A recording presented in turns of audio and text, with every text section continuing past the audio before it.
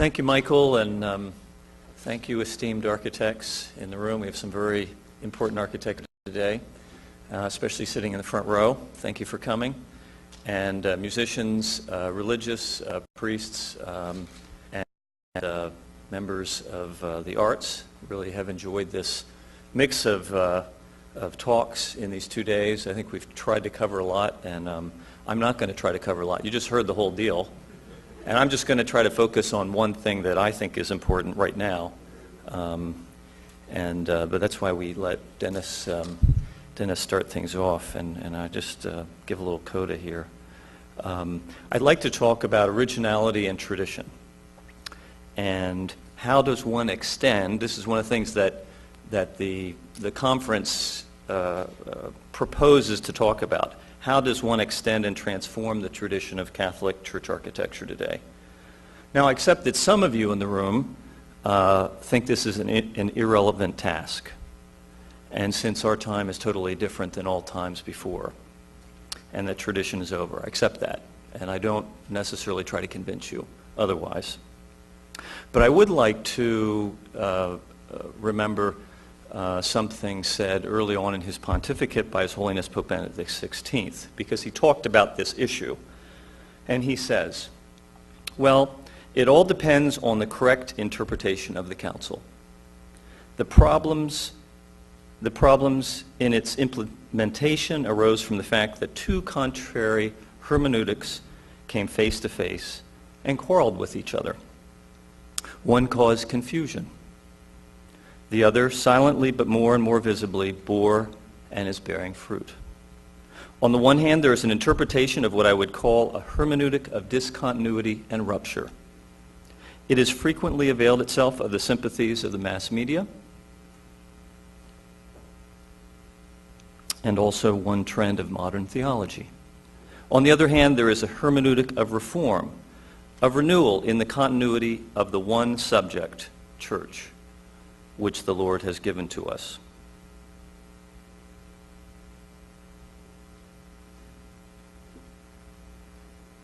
When these two buildings close to us today were first built, they were given great opprobrium.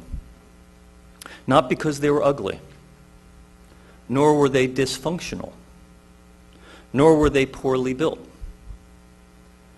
They were criticized for a much more heinous crime, for being traditional.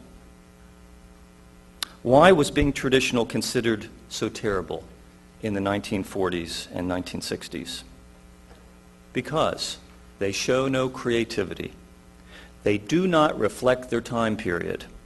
They might as well be mere copies because they show no adventurousness, no minimalism or functionalism in their aesthetic. Yet these two buildings have outlived their critics, and most of the buildings built at the same time. Today, the National Gallery of Art can be considered one of the finest art galleries in the world. And the National Shrine is a great symbol of Catholicism in our nation's capital, where you go on Sunday and there's a United Nations of the Faithful gathering. Now, architects and artists naturally want to invent or innovate. I believe that's very healthy. And it makes for a very rich society. However, there's also the concern that tradition stifles originality. And I would agree, if that were true, that would be very bad. The great masterpieces of architecture down through the ages are put forward for their originality. We teach our students in the arts that the highest good is to be original. The reality is, of all the buildings, of all the churches that are built, even at our time, not all are actually going to be highly original. But our culture also recognizes brilliance and sets it up on a pedestal for its invention and innovation.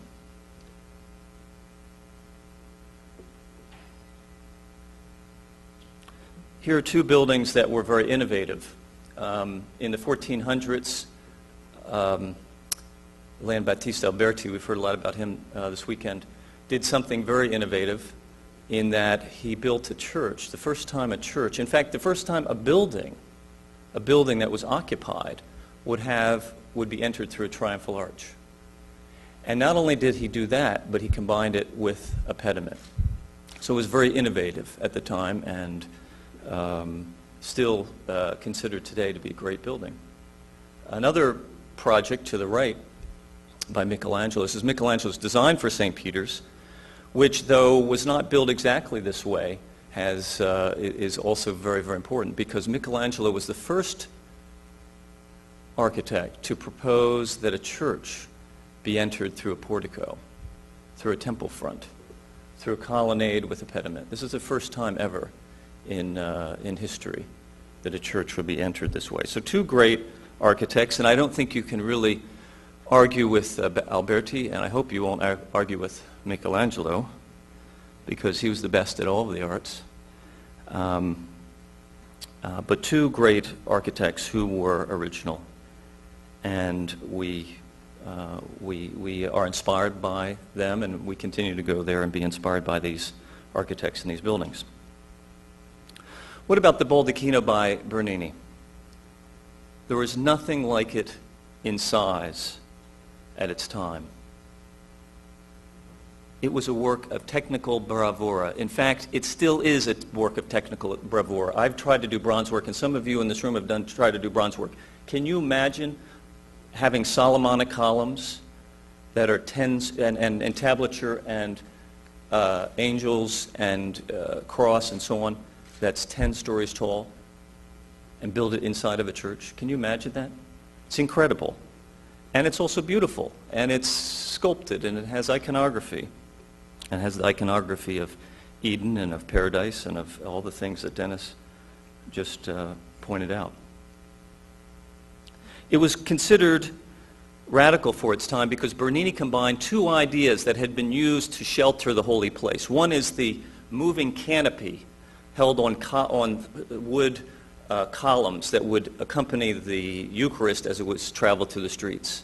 He combined that idea, the temporary moving tent, which probably goes back to the tent in the wilderness, and he combined that with the permanent, solid baldacchino or ciborium of the ancient churches, even from the time of Constantine, where 4 columns out of marble would create the holy place. And you can see that fusion, that invention, especially with these columns that are Solomonic, that are wavy, they don't really look that structural. They're made out of bronze.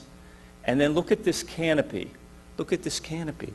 This light, moving, blowing in the wind element, and yet it's all out of bronze.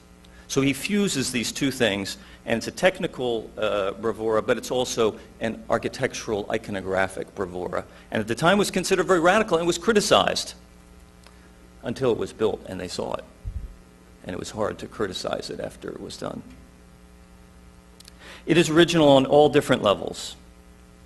And at the same time, it was inspired by the spiral columns, much smaller, given by the emperor to St. Peter's, which of course, that's why we call them Solomonic, were thought to be from the Temple of Solomon.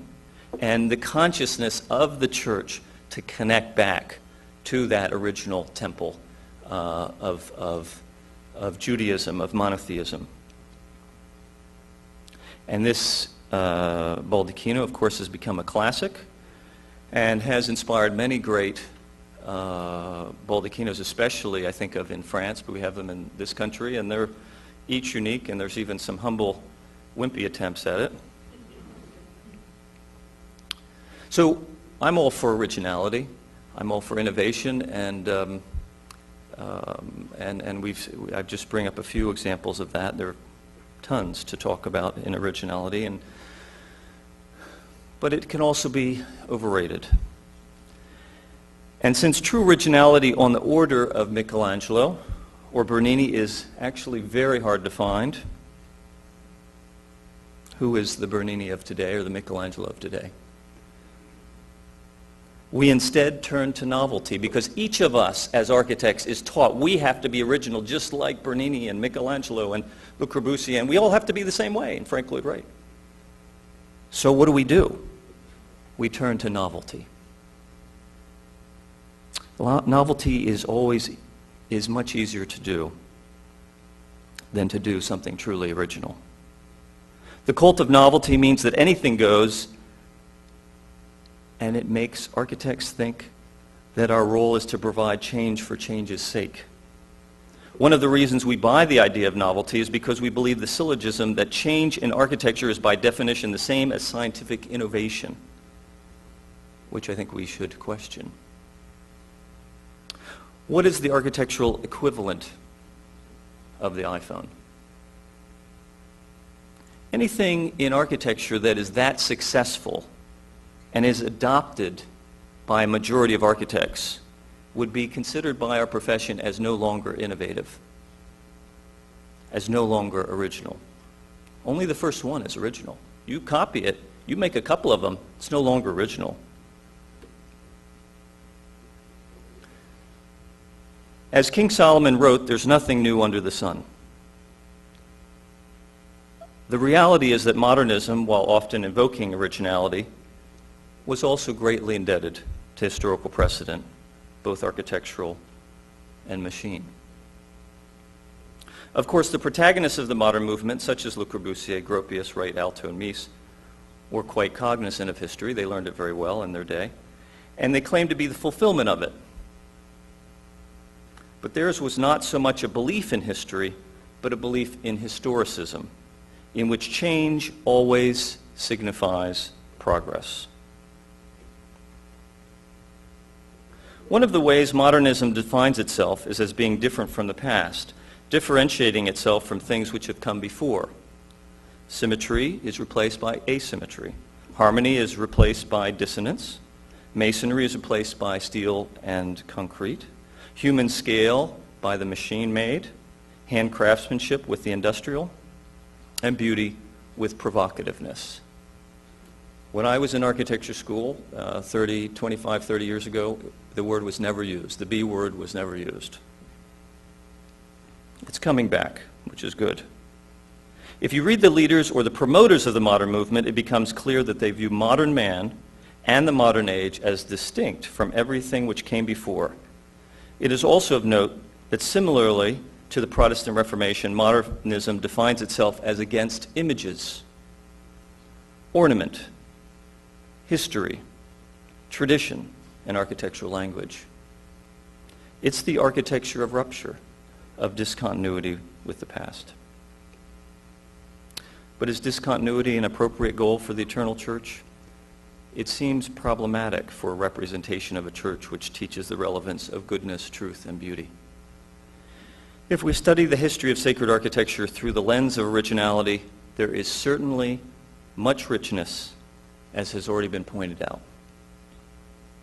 Yet, I would argue we can study these same masterpieces through the lens of continuity and find that, yes, they're original, they're masterpieces, but they also have principles which are timeless and relevant today, and that they share with other great and not so great buildings. For instance, down through the ages, we can see a great continuity in the design of parts of a church. I offer you the idea of the sanctuary.